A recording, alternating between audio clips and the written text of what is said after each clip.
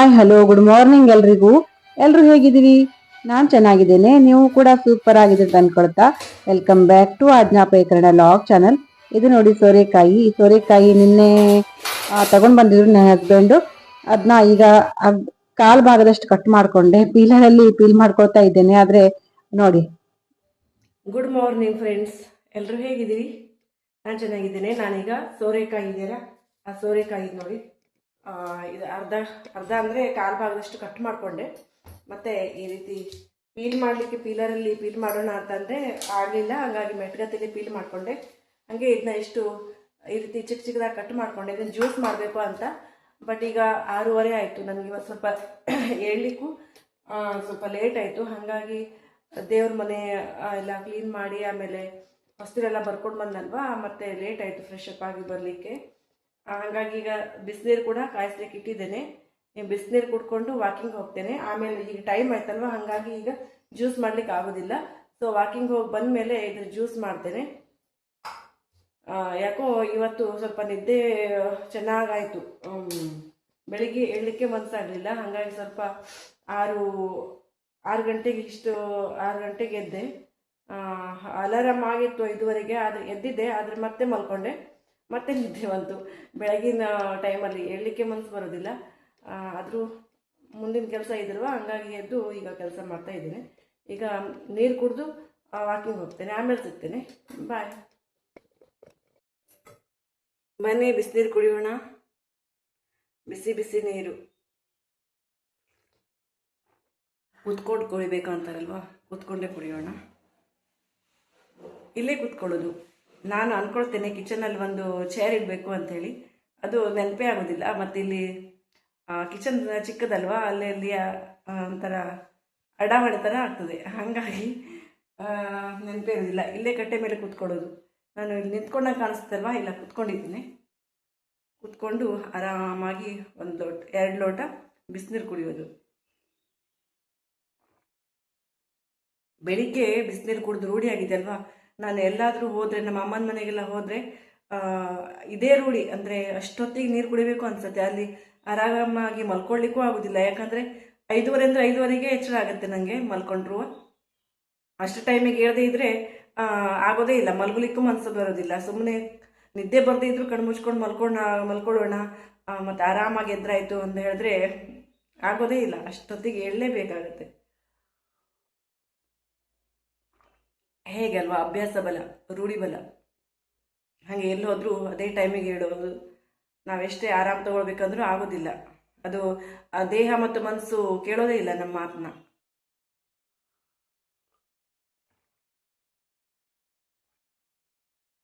Time ಆಗ್ತಾ ಬಂತು friends, ನಾನು ವಾಕಿಂಗ್ ಹೋಗಬೇಕು ಈಗ ಬೇಗ ಬೇಗ. ನಮ್ಮ ಅನಗ ಎದ್ದು ಸ್ನಾನಕ್ಕೆ ಹೋಗಿದ್ದಾಳೆ. ಈಗ ನಾನು ಬರುವಷ್ಟರಲ್ಲಿ ಅವಳು ಸ್ನಾನ ಎಲ್ಲ ಮುಗಿಸ್ಕೊಂಡು ಓದ್ಲಿಕ್ಕೆ ಕೂತ್ಕೊಂಡಿರ್ತಾಳೆ. ಅವಳು ಕೂಡ ಬೇಗ ಹೇಳ್ತಿದ್ಲು. ಇವತ್ತು ನಾನು ಹೇಳಲಿಲ್ಲ, ಅವಳು ಹೇಳಲಿಲ್ಲ, ಸ್ವಲ್ಪ ಲೇಟ್ ಆಯಿತು. ಅವಳ ಎಕ್ಸಾಮ್ಸ್ ಎಲ್ಲ ಮುಗಿತಾ ಬಂತು. ಇವತ್ತು 4ನೇ ಎಕ್ಸಾಮ್ ಅವಳಿಗೆ. ಇನ್ನು 3 ಇದೆ.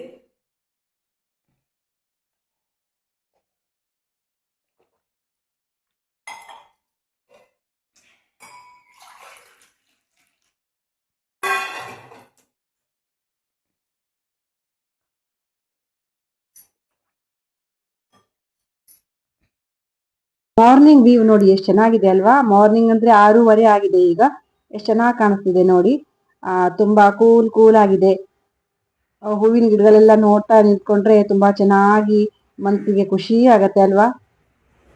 ನಾನು ಯಾವಾಗಲೂ ಹಾಗೇನೆ ಸ್ವಲ್ಪ ಹೊತ್ತು ಹೊರಗಡೆ ನಿಂತ್ಕೊಂಡು ವಾಕಿಂಗ್ ಮುಗಿಸ್ಕೊಂಡು ಬಂದ ಮೇಲೂ ಕೂಡ 2 ನಿಮಿಷ ಗೇಟ್ ಹತ್ರ ನಿಂತ್ಕೊಂಡು ಎಲ್ಲ ಒಂದ್ಸಲ ನೋಡೋದು ತುಂಬಾ ಮನಸ್ಸಿಗೆ ಖುಷಿ ಆಗತ್ತೆ. ಬೆಳಿಗ್ಗೆನೆ ಮೂಡ್ ಫ್ರೆಶ್ ಆಗತ್ತೆ ಅಲ್ವಾ. ಹಂಗೆ ವಾಕಿಂಗಿಗೂ ಕೂಡ ಹೋದೆ ನಾನು. ಸ್ವಲ್ಪ ಅರ್ಧ ಗಂಟೆ ಅಷ್ಟೇನೆ ವಾಕ್ ಮಾಡೋದು. 45 ಮಿನಿಟ್ಸ್ ವಾಕ್ ಮಾಡಬೇಕು ಅಂತಾರೆ, ಆದ್ರೆ ನನಗೆ ಟೈಮ್ ಅಡ್ಜಸ್ಟ್ ಆಗೋದಿಲ್ಲ. ಹಾಗಾಗಿ ನಾನು ಒಂದು ಅರ್ಧ ಗಂಟೆ ಅಷ್ಟೇ ವಾಕ್ ಮಾಡ್ತೇನೆ. ಅದು ನಮ್ಮ ಓಣಿಲಿ ಹೈವೇಗೆಲ್ಲ ಹೋಗೋದಿಲ್ಲ. ಇಲ್ಲಿ ತುಂಬಾ ಡಿಸ್ಟೆನ್ಸ್ ಇದೆ. ಅಲ್ಲಿಂದ ರೋಡ್ ಹೈವೇಗೆ ಟಚ್ ಆಗೋ ರೋಡಿಂದ ಇಲ್ಲಿ ನಮ್ಮ ನಾಗರ ದೇವಸ್ಥಾನ ಇದೆ, ಅಲ್ಲಿವರೆಗೂ ತುಂಬಾ ದೂರ ಆಗತ್ತೆ. ಹಂಗೆ ವಾಕ್ ಮಾಡ್ತೇನೆ, ಫಾಸ್ಟ್ ವಾಕ್ ಮಾಡ್ತೇನೆ. ಆದ್ರೆ ಇಲ್ಲಿ ನಿಮ್ಗೆ ವಿಡಿಯೋ ಮಾಡ್ತಾ ಇದ್ದೀನಲ್ವಾ, ಹಂಗಾಗಿ ಸ್ಲೋ ಮಾಡಿದೆ ಅಷ್ಟೇನೆ. ಇಲ್ಲ ಅಂದ್ರೆ ಫಾಸ್ಟ್ ವಾಕೇ ಮಾಡೋದು ನಾನು. ನೋಡಿ ಆಯ್ತು, ವಾಕ್ ಮುಗಿಸ್ದೆ. ಈಗ ಮನೆಗೆ ಹೋಗೋದು. ಅರ್ಧ ಗಂಟೆ ಆಯ್ತು. ನಾನು ವಾಚ್ ಕಟ್ಕೊಂಡು ಹೋಗ್ತೇನೆ. ಇವತ್ತು ಮಾತ್ರ ವಿಡಿಯೋ ಮಾಡೋಣ ಅಂತ ಹೇಳಿ ಮೊಬೈಲ್ ತಗೊಂಡು ಹೋಗಿದ್ದು, ಇಲ್ಲಾಂದ್ರೆ ಮೊಬೈಲ್ ತಗೊಂಡು ಹೋಗೋದಿಲ್ಲ. ವಾಚೇ ಕಟ್ಕೊಂಡು ಹೋಗೋದು, ಟೈಮ್ ಸರಿ ಗೊತ್ತಾಗತ್ತಲ್ವಾ. ಹಂಗಾಗಿ ಒಂದೊಂದ್ಸಲ ಅರ್ಧ ಗಂಟೆಗಿಂತ ಒಂದ್ ಸ್ವಲ್ಪ 5 ನಿಮಿಷ ಕಡಿಮೆ ಆದ್ರೂ ಆಯ್ತು, ಒಂದೊಂದ್ಸಲ 35 ನಿಮಿಷ ಆದ್ರೂ ಆಯ್ತು ವಾಕ್ ಮಾಡೋದು. ಹೇಳಕ್ಕಾಗಲ್ಲ. ಹಂಗೆ ಟೈಮ್ ಇದು ಹೇಗಿದೆ ನೋಡ್ಕೊಂಡು ನಾನು ವಾಕ್ ಮಾಡ್ತೇನೆ ಅಷ್ಟೇನೆ. ಬಂದೆ ಮನೆಗೆ. ವಾಕಿಂಗ್ ಹೋಗಿ ಬಂದಲ್ಲ ಫ್ರೆಂಡ್ಸ್, ಎಷ್ಟು ಸ್ವೆಟ್ ಆಗಿದೆ ನೋಡಿ, ಸುಸ್ತಾಯಿತು. ಅರ್ಧ ಗಂಟೆ ವಾಕ್ ಮಾಡಿ ಬಂದೆ.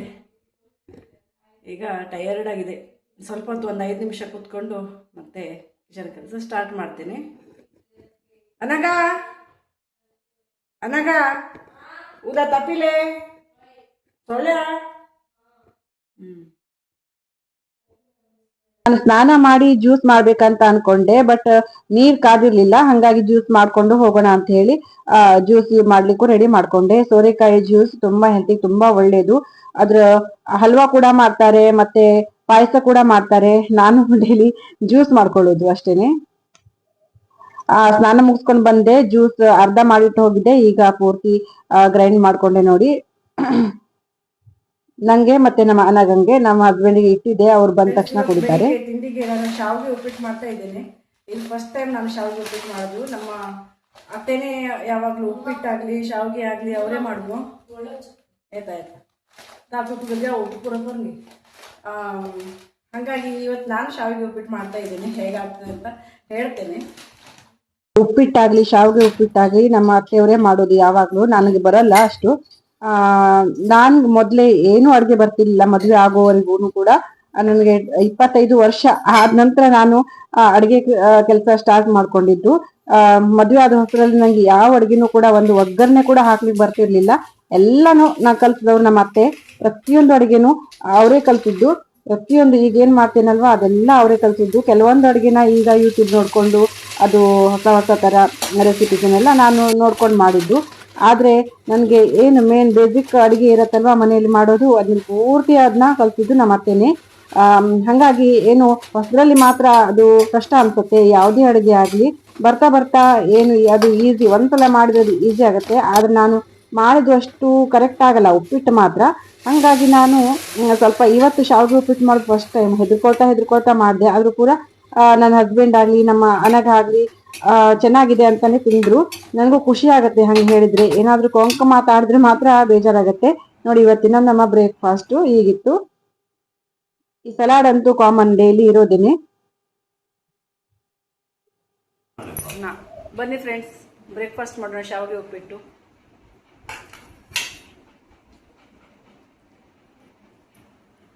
ಬಟ್ಟೆನ ಹ್ಯಾಂಡ್ ವಾಶ್ ಮಾಡಿದೆ ತುಂಬ ದಿನ ಆಯಿತು. ಒಂದು 8-10 ದಿನನೇ ಆಯ್ತಿರಬೇಕು.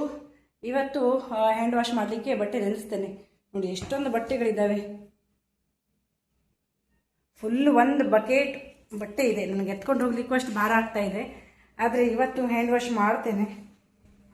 ಒಂದು ಸಮಾಧಾನ ಅಂತ ಇರೋದಿಲ್ಲ, ಒಂದು ಸ್ಯಾಟಿಸ್ಫ್ಯಾಕ್ಷನ್ ಇರಬೇಕಲ್ವ. ಯಾವುದೇ ಕೆಲಸ ಮಾಡಿದ್ರು ಮಷೀನಿಗೆ ಹಾಕ್ತೇನೆ, ಹೌದು ಅನಿವಾರ್ಯ. ಆದರೆ ಇವತ್ತು ಸ್ವಲ್ಪ ಫ್ರೀ ಇದ್ದೇನೆ. ಇವತ್ತು ಮಷೀನಿಗೆ ಹಾಕಿ ಹ್ಯಾಂಡ್ ವಾಶ್ ಮಾಡೋಣ ಅಂತ ತೊಗೊಂಡೋಗಿ ನೆನೆಸ್ತೇನೆ ಈಗ ಬಟ್ಟೆನ.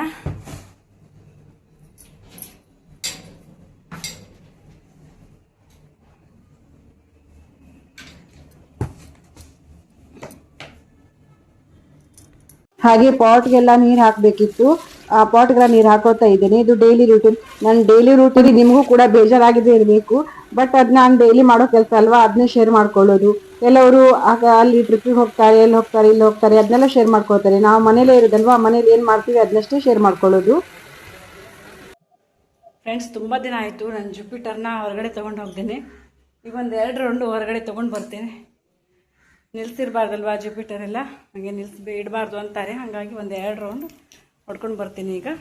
ಈಗ ಅಡುಗೆ ಸ್ಟಾರ್ಟು. ನಾನು ಅಕ್ಕಿ ತೊಳಿತಾ ಇದ್ದೇನೆ. ಅಕ್ಕಿ ತೊಳೆದು ಈಗ ಅನ್ನ ಕೂಡ ಇಟ್ಕೊಳ್ಬೇಕು. ಬೇಗ ಬೇಗ ಕೆಲಸ ಮಾಡ್ಕೊಳ್ಬೇಕಲ್ವಾ, ಹಾಗಾಗಿ ಅನ್ನ ಕೂಡ ಇಟ್ಕೊಂಡೆ. ಟೈಮ್ ಈಗ 11:30.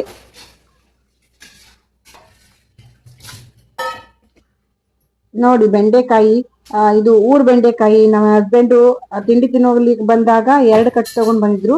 ಚೆನ್ನಾಗಿದೆ. ಎಳೆ ಅಂದ್ರೆ ತುಂಬಾ ಎಳೆ ಬೆಂಡೆ. ಅದನ್ನ ಇವತ್ತು ಬೆಂಡೆಕಾಯಿ ಸಗಳೆ ಮಾಡೋಣ ಅಂತ ಮಾಡು ಅಂತ ಹೇಳಿ ಹೋಗಿದ್ದಾರೆ. ನೋಡ್ಬೇಕು, ಇದನ್ನೇ ಮಾಡ್ತೇನೆ, ಸಗಳೆ ಮಾಡ್ತೇನೆ. ಆ ಸಗಳೆ ರೆಸಿಪಿ ಅಂದ್ರೆ ನುಗ್ಗೆಕಾಯಿ ಸಗಳೆ ರೆಸಿಪಿ ಕೂಡ ಹಾಕಿದೆ, ಸೇಮ್ ಹಾಗೇನೆ ನುಗ್ಗೆಕಾಯಿ ಬದಲಿಗೆ ಬೆಂಡೆಕಾಯಿ ಹಾಕಿದ್ರೆ ಆಯ್ತು, ಅಷ್ಟೇನೆ, ಇದು ಬೇಗ ಬೇಗ ಆಗತ್ತೆ. ಹಾಗೆ ಮಸಾಲೆ ಕೂಡ ರುಬ್ಕೊಳ್ಳಿಕ್ ನಾನು ರೆಡಿ ಮಾಡ್ಕೊಂಡೆ. ಒಂದು ಅರ್ಧ ಕಾಯಿಯಷ್ಟು ಕಾಯಿ ತುರಿ ಹಾಕೊಂಡೆ. ಆಮೇಲೆ ಮೆಣಸನ್ನ ಸ್ವಲ್ಪ ಒಂದು 5-6 ಮೆಣಸು ತಗೊಂಡು ಸ್ವಲ್ಪ ಹುರ್ಕೊಂಡೆ. ಅದು ಸಗಳೆಗೆ ಹುರ್ಕೊಂಡ್ರೆ ತುಂಬಾ ಚೆನ್ನಾಗಿರುತ್ತೆ. ಹಾಗೆ ಅದಕ್ಕೆ ಉದ್ದಿನ ಬೇಳೆ ಮತ್ತೆ ಮೆಂತೆ ಕಾಳನ್ನ ಸ್ವಲ್ಪ ಫ್ರೈ ಮಾಡ್ಕೊಳ್ಬೇಕಾಗತ್ತೆ ಸಗಳೆಗೆ ಹಾಕೊಳ್ಳಿಕ್ಕೆ. ಇದು ಮಸಾಲೆ ರುಬ್ಬಿದ ನಂತರ ನೈಸ್ ಆದ ನಂತರ ಹಾಕಿ ಮತ್ತೊಂದ್ಸಲ ರುಬ್ಬೋದು. ಅನ್ನ ಕೂಡ ಕುದಿ ಬಂತು, ಅದು ಕೂಡ ಮುಚ್ಕೊಂಡೆ. ಸ್ವಲ್ಪ ಹೊತ್ತು ನಂತರ ಅನ್ನ ಆಗಿರತ್ತೆ. ಹಂಗೆ ಮಶ್ರೂಮ್ ಪ್ಯಾಕೆಟ್ ಅದನ್ನ 2 ಪ್ಯಾಕೆಟ್ ತಗೊಂಡ್ ಬಂದಿದ್ರು. 1 ಪ್ಯಾಕೆಟ್ ಹಾಕಿ ನಾನು ಫ್ರೈ ಮಾಡ್ಕೊಂಡಿದ್ನಲ್ವಾ, ಇನ್ನೊಂದು ಪ್ಯಾಕೆಟ್ ಹಾಗೆ ಇತ್ತು. ಇವತ್ತು ಸ್ಯಾಟರ್ಡೆ ಅಲ್ವಾ, ನಮ್ಮ ಮನೆಗ ಕೂಡ ಊಟಕ್ಕೆ ಮನೆಗೆ ಬರ್ತಾಳೆ. ಹಾಗಾಗಿ ಫ್ರೈ ಮಾಡೋಣ ಅಂತ ಅದನ್ನು ಕೂಡ ತೆಗೆದಿಟ್ಕೊಂಡೆ. ಮಸಾಲೆ ಕೂಡ ರುಬ್ಕೊಳ್ತೇನೆ ಈಗ. ಯಾಕಂದ್ರೆ ಕರೆಂಟ್ ಮತ್ತೆ ಯಾವಾಗ ಹೋಗುತ್ತೆ ಗೊತ್ತಿಲ್ಲ. ನಾನು ಮಸಾಲೆ ಎಲ್ಲ ತೆಗೆದು ರೆಡಿ ಮಾಡ್ಕೊಂಡಿದ್ದೆ, ಅಷ್ಟೊತ್ತಿಗೆ ಕರೆಂಟ್ ಹೋಗಿತ್ತು. ಇಲ್ಲಾಂದ್ರೆ ಆವಾಗಲೇ ನನ್ನ ಮಸಾಲೆ ಆಗಿತ್ತು. ಬಟ್ ಈಗ ಮತ್ತೆ ಕರೆಂಟ್ ಬಂತು, ಪಟ ಮತ್ತೆ ರುಬ್ಕೊಳ್ತೇನೆ. ಯಾಕಂದ್ರೆ ಯಾವಾಗ ಹೋಗ್ತದೆ ಅಂತ ಹೇಳಿ ಗೊತ್ತಾಗುದಿಲ್ಲ ಅಲ್ವಾ. ಹಂಗಾಗಿ ಮಸಾಲೆ ಕೂಡ ರೆಡಿ ಆಯ್ತು, ಸಗಳೆ ಮಸಾಲೆ. ಹಂಗೆ ಫ್ರಿಡ್ಜ್ ಕೂಡ ಒಂದ್ಸಲ ಒರೆಸ್ಕೊಂಡೆ, ಹೊರಗಿಂದಾನೆ. ಒಳಗಿಂದೆಲ್ಲ ಕ್ಲೀನ್ ಮಾಡಿದ್ದೆ ನಾನು ಮೊನ್ನೆನೆ, ಡೀಪ್ ಕ್ಲೀನ್ ಮಾಡಿದ್ದೆ. ಈಗ ಏನು ಅಷ್ಟು ಮೆಸ್ಸಿ ಇಲ್ಲ, ಫ್ರಿಡ್ಜ್ ನೀಟಾಗಿ ಇಟ್ಕೊಳ್ತೇನೆ. ಮತ್ತೆ ಹಾಗೆ ಗ್ರೋಸರೀಸ್ ಕಪಾಟ್ ಕೂಡ ಹಾಗೆ ಒರೆಸ್ಕೊಳ್ತೇನೆ. ಈ ಒಂದಿನ ಒರೆಸಿಲ್ಲ ಅಂದ್ರೂ ಕೂಡ ಡಸ್ಟ್ ಕೂತ್ಕೊಂಡ್ ಬಿಡತ್ತೆ, ನೋಡ್ಲಿಕ್ಕೆ ಚೆನ್ನಾಗಿರೋದಿಲ್ಲ. ಹಾಗಾಗಿ ಯಾರು ನೋಡ್ಲಿ ಅಂತಲ್ಲ, ನಮ್ ಸಮಾಧಾನಕ್ಕೆ ನಾವು ಒರೆಸ್ಕೊಳ್ಳೋದು ಅದನ್ನೆಲ್ಲ. ಯಾವಾಗ್ಲೂ ಕೂಡ ಹಾಗೇನೆ, ಬೇರೆಯವ್ರು ನೋಡ್ಲಿ, ಬೇರೆ ಬರ್ಲಿ ಅಂತ ಮಾಡುದಲ್ಲ ಕೆಲಸ. ನಮ್ಗೆ ಇಷ್ಟ ಆಗ್ಬೇಕು, ನಮ್ಗೆ ನಾವು ಮಾಡೋ ಕೆಲಸದಲ್ಲಿ ಸ್ಯಾಟಿಸ್ಫ್ಯಾಕ್ಷನ್ ಇರ್ಬೇಕಲ್ವಾ. ಹಂಗಾಗಿ ಕೆಲಸ ಮಾಡೋದಷ್ಟೇನೆ. ಹಾಗೆ ಅನ್ನ ಕೂಡ ಆಯ್ತು, 15 ನಿಮಿಷದಲ್ಲಿ ಅನ್ನ ರೆಡಿ ಆಯ್ತು ನೋಡಿ. ಈಗ ಬಾಗಿಸ್ಕೊಳ್ತೇನೆ ಅದನ್ನು ಕೂಡ. ಅನ್ನ ಬಾಗಿಸ್ಕೊಳ್ಳೋದು ನಾನು ಈ ಬಟ್ಟೆನ ಯೂಸ್ ಮಾಡ್ತೇನೆ. ಯಾವಾಗೂ ಅಬ್ಸರ್ವ್ ಮಾಡಿರ್ಬಹುದು, ನನಗೆ ಆ ಪ್ಲೇಟ್ ಹಿಡ್ಕೊಂಡು ನಿಂತ್ಕೊಳ್ಲಿಕ್ಕೆ ಆಗೋದಿಲ್ಲ. ಹಂಗಾಗಿ ಈ ಬಟ್ಟೆ ಕಟ್ಕೊಂಡೆ ನಾನು ಅನ್ನ ಬಾಕೋತೇನೆ. ಈಸಿ ಆಗತ್ತೆ, ಮತ್ತೆ ಹಿಡ್ಕೊಂಡು ನಿಂತ್ಕೊಳ್ಬೇಕಂತಾನು ಇಲ್ಲ, ಟೈಮ್ ಕೂಡ ಆಗೋದಿಲ್ಲ. ಸಗಳೆಯು ಕೂಡ ನಾನು ಒಗ್ಗರಣೆ ಹಾಕೊಂಡೆ, ಬೆಂಡೆಕಾಯಿ ಸಗಳೆಗೆ. ಹಾಗೆ ಮಶ್ರೂಮ್ ಮಾತ್ರ ಈಗ ಕ್ಲೀನ್ ಮಾಡ್ಕೊಳ್ಬೇಕು. ಇದು ತುಂಬಾ ಮಣ್ಣು ತರ ಇತ್ತಪ್ಪ ಪ್ಯಾಕೆಟ್ ಒಳಗೆ, ಯಾವಾಗ್ಲೂ ಹಾಗೆ ಇರುತ್ತೆ ಅದು ಅದ್ರಕ್ಕೆ. ಹಾಗಾಗಿ 2-3 ಸಲನಾದ್ರೂ ಅದನ್ನ ಕ್ಲೀನ್ ಆಗಿ ತೊಳ್ಕೊಳ್ಬೇಕು. ಬೆಂಡೆ ಕೂಡ ಎಳೆ ಬೆಂಡೆ 5 ನಿಮಿಷದಲ್ಲಿ, 5 ನಿಮಿಷನೂ ಕೂಡ ಅಲ್ಲ ಫ್ರೆಂಡ್ಸ್, ಇದು 3-4 ನಿಮಿಷದಲ್ಲಿ ಬೆಂದಿದೆ. ಆವಾಗ ಉಪ್ಪು ಹಾಕೊಂಡೆ, ಮತ್ತೆ ಸ್ವಲ್ಪ ಒಂದು 2 ಸ್ಪೂನ್ ಅಷ್ಟು ನಾನು ಬೆಲ್ಲ ಹಾಕೊಂಡೆ. ಹಾಗೆ ರುಬ್ಬಿಡುವಂತ ಮಸಾಲೆ ಕೂಡ ಹಾಕೊಂಡೆ. ಸಗಳೆ ರೆಡಿ ಆಗತ್ತೆ. ನನ್ನ ಹಸ್ಬೆಂಡ್ಗಂತೂ ಈ ಸಗಳೆ ಅಂದ್ರೆ ತುಂಬಾ ಇಷ್ಟ. ನೋಡಿ, ರೆಡಿ ಆಗಿದೆ ಬೆಂಡೆಕಾಯಿ ಸಗಳೆ, ಎಳೆ ಬೆಂಡೆಕಾಯಿ ಸಗಳೆ. ಯಾರಿಗೆಲ್ಲ ಇಷ್ಟ ಕಮೆಂಟ್ ಮಾಡಿ.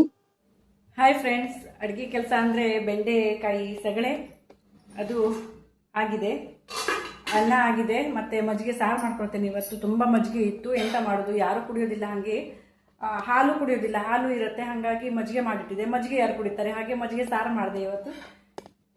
ಆಮೇಲೆ ಮಶ್ರೂಮ್ ಇತ್ತಲ್ಲ, ಮಶ್ರೂಮಿಗೆ ಚೆನ್ನಾಗಿ ವಾಶ್ ಮಾಡಿ ಕಟ್ ಮಾಡಿ ಇದಕ್ಕೆ ಉಪ್ಪು ಹಚ್ಚಿಟ್ಟಿದ್ದೇನೆ.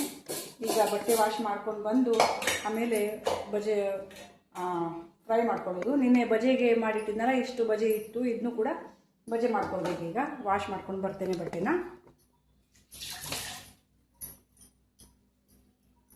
ಹಂಗೆ ಈಗ ಆ ಬಟ್ಟೆ ಕೂಡ ಒಗಿಲಿಕ್ಕೆ ಬಂದೆ. ಬೇಗ ಬಟ್ಟೆ ಒಕ್ಕೊಂಡು ಉಳಿದ ಕಿಚನ್ ಕೆಲಸ ಎಲ್ಲ ಮಾಡ್ಕೊಳ್ಬೇಕು. ಇವತ್ತು ಸ್ಯಾಟರ್ಡೆ, ಅನ್ನಾಗ ಬೇಗ ಬರ್ತಾಳೆ, ಬರುವಾಗಲೇ ಹಸು ಅಂತ ಬರ್ತಾಳೆ.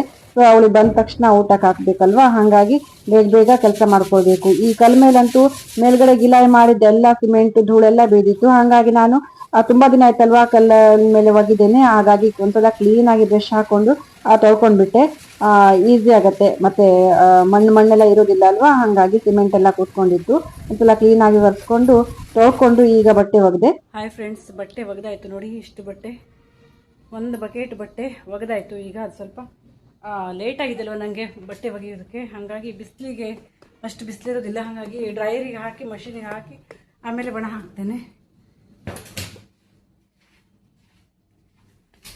ತುಂಬ ಬಿಸಿಲು ಹೊರಗೆ. ಅದು ನಮ್ಮ ಬಟ್ಟೆ ಒಗೆಯೋ ಕಲ್ಲ ಮೇಲೆ ಕರೆಕ್ಟಾಗಿ ಬಿಸಿಲು ಬೀಳುತ್ತೆ ಫ್ರೆಂಡ್ಸ್. ಸ್ವಲ್ಪ ಮಷೀನಿಗೆ ಹಾಕಿ ಆಮೇಲೆ ಬಿಸಿಲಿಗೆ ಹಾಕ್ತೇನೆ. 1:10 ಆಯಿತು, 1 ಗಂಟೆ 10 ನಿಮಿಷ. ಇನ್ನು ನಮ್ಮ ಮನೆಗೆ ಬರ್ತಾಳೆ. ಇವತ್ತು ಹಾಫ್ ಡೇ ಅಲ್ವಾ, ಸ್ಕೂಲಿಗೆ ಬರ್ತಾಳೆ. ಊಟಕ್ಕೂ ರೆಡಿ ಮಾಡಬೇಕೀಗ ಪಟ ಎಲ್ಲ ಅಡುಗೆ ಆಗಿದೆ. ಒಂದು ಸ್ವಲ್ಪ ಇದೆ ಅಷ್ಟೇ, ಒಗ್ಗರಣೆ ಎಲ್ಲ ಹಾಕೋದಿದೆ. ನೋಡಿ ಮಶ್ರೂಮ್ ತವಾ ಫ್ರೈ ಕೂಡ ರೆಡಿ ಆಯ್ತು. ಇವತ್ತಿನ ನಮ್ಮ ಊಟಕ್ಕೆ ನೋಡಿ ಸಿಂಪಲ್ ಆಗಿ ಇರುವಂತಹ ಸಾತ್ವಿಕವಾದ ಊಟ, ವೈಟ್ ರೈಸ್ ಮತ್ತೆ ಮಶ್ರೂಮ್ ಫ್ರೈ ಇದು ಎಣ್ಣೆದೆಲ್ಲ ಹೆಚ್ಚು ತಿನ್ಬಾರ್ದು, ಆದ್ರೂ ನಾವು ಅಪರೂಪಕ್ಕೆ ಮಾಡೋದಷ್ಟೇನೆ. ಆಮೇಲೆ ಬಜೆ, ಫ್ಲವರ್ ಬಜೆ, ಬೆಂಡೆಕಾಯಿ ಸಗಳೆ ಅಂತೂ ತುಂಬಾ ಸಖತ್ತಾಗಿರುತ್ತೆ ಫ್ರೆಂಡ್ಸ್, ನೀವು ಕೂಡ ಮಾಡಿ ನೋಡಿ. ಆಮೇಲೆ ಮಜ್ಜಿಗೆ ಸಾರು ತುಂಬಾ ಚೆನ್ನಾಗಿರುವಂತಹ ಊಟ. ಈಗ ಈವ್ನಿಂಗ್ 6 ಗಂಟೆ, ನಾನು ಮೊತ್ತಮಲ್ಲಿಗೆ ಮೊಕ್ಕೆನ ಕೊಯ್ಕೊಂಡು ಹೋಗ್ಲಿಕ್ಕಂತ ಬಂದೆ. ನೋಡಿ ಈಗ ತುಂಬಾ ಚೆನ್ನಾಗಿ ಬಿಸಿಲು ಬೀಳತ್ತೆ ಗಿಡಗಳಿಗೆಲ್ಲ, ಮತ್ತೆ ನೀರು ಕೂಡ ಹಾಕ್ತೀನಲ್ಲ, ಹಂಗಾಗಿ ಎಷ್ಟ್ ಚೆನ್ನಾಗಿ ತುಂಬಾ ಚೆನ್ನಾಗಿ ಹೆಚ್ಚೆಚ್ಚು ಮೊಕ್ಕೆ ಆಗತ್ತೆ. ಈಗ ಮೊದಲ ಸ್ವಲ್ಪನೇ ಆಗ್ತಿತ್ತು, ಒಂದ್ ಸಣ್ಣ ಮಾಲೆ ಆಗ್ತಿತ್ತು, ಈಗ 2 ಮಾಲೆ ಆಗತ್ತೆ. ತುಂಬಾ ಚೆನ್ನಾಗಿ ಕಾಣಿಸತ್ತೆ ದೇವ್ರಿಗೆ ಮುಡಿಸಿದ್ರೆ. ಹಾಗೆ ಕೊಯ್ಕೊಂಡು ಹೋಗ್ಲಿಕ್ಕಂತ ಬಂದೆ. ನೋಡಿ ಇದು ಮನೆ ಹಿಂದ್ಗಡೆ, ಇದು ಮನೆ ಮುಂದ್ಗಡೆ ಒಂದು 2 ಗಿಡ ಅಷ್ಟೇ ಇದೆ. ಇಲ್ಲೂ ಕೂಡ ಒಂದ್ ಸ್ವಲ್ಪ ಸ್ವಲ್ಪ ಆಗತ್ತೆ ಮೊಕ್ಕೆ, ಅದನ್ನು ಕೂಡ ಕೊಯ್ಕೊಂಡೆ. ನೋಡಿ ನಮ್ ಗಿಡಗಳ ಅವಸ್ಥೆ ಹೇಗಾಗಿದೆ ಅಂತ ಹೇಳಿ. ಗಿಲಾಯಿ ಕೆಲಸ ಅನ್ನೋದು ತುಂಬಾ ತುಂಬಾ ಅಂದ್ರೆ ತುಂಬಾ ಗಲೀಜಾಗ್ಬಿಟ್ಟಿದೆ, ರಾಡಿ ಆಗ್ಬಿಟ್ಟಿದೆ ಗಿಡಗಳೆಲ್ಲ. ಯಾಕಂದ್ರೆ ಸಿಮೆಂಟ್ ನೀರ್ ಬಿದ್ದು ಅದು ಇನ್ನು ಮಳೆ ಬಂದಾಗ ಮಾತ್ರ ಹೋಗ್ಬೇಕು ಏನೋ, ಇಲ್ಲಾಂದ್ರೆ ಪೈಪಲ್ಲಿ ನೀರ್ ಹಾಕ್ಬೇಕು. ಪೈಪಲ್ಲಿ ನೀರ್ ಹಾಕ್ಲಿಕ್ಕೆ ಪೈಪ್ ಕೂಡ ಇಲ್ಲ ಅಲ್ವಾ ಈಗ, ಹಂಗಾಗಿ ಗಿಡಗಳು ನೋಡಿ, ಗಿಡಗಳ ಅವಸ್ಥೆ ಹೇಗಾಗಿದೆ ನೋಡಿ ಅಲ್ವಾ. ಸರಿ ಆಗತ್ತೆ ಮುಂದೆ. ಸೌಂಡ್ ಕೇಳಿಸ್ತಿಲ್ವಾ? ದಶಮಿ ಪಾರ್ಕ್ ಬಂದಿದೆ. ಈಗ ಹರಿವಾಣ ತಗೊಂಡು ಈಗ ದಶಮಿ ಪಾರ್ಕಿಗೆ ಹೋಗೋದು, ಹರಿವಾಣ ಕೊಡಲಿಕ್ಕೆ.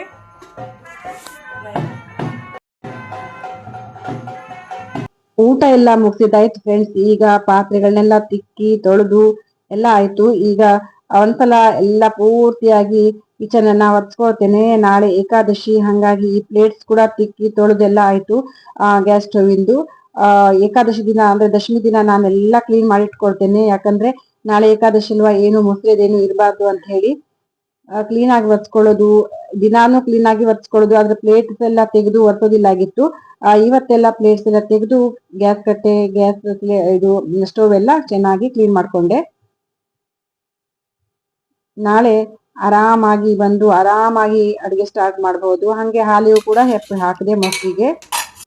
ಹಾಯ್ ಫ್ರೆಂಡ್ಸ್, ಊಟ ಎಲ್ಲ ಮುಗಿಸಿ ಪಾತ್ರೆ ಎಲ್ಲ ತೊಳೆದು ಕಿಚನ್ ಕಟ್ಟೆನು ಕ್ಲೀನಾಗಿ ಒರೆಸ್ಕೊಂಡೆ. ಯಾಕಂದ್ರೆ ನಾಳೆ ಏಕಾದಶಿಗೆ ಏನೋ ಮೊಸರು ಇಡಬಾರ್ದು ಅಂತ ಎಲ್ಲ ಪಾತ್ರೆನೂ ತೊಳ್ಕೊಂಡ್ಬಿಟ್ಟೆ.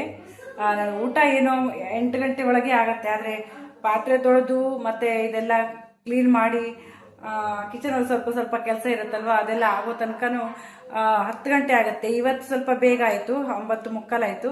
9:15ಗೆಲ್ಲ ಕೆಲಸ ಆಯಿತು. ಈಗ ಮಲ್ಕೊಳ್ಳೋದು. Good night.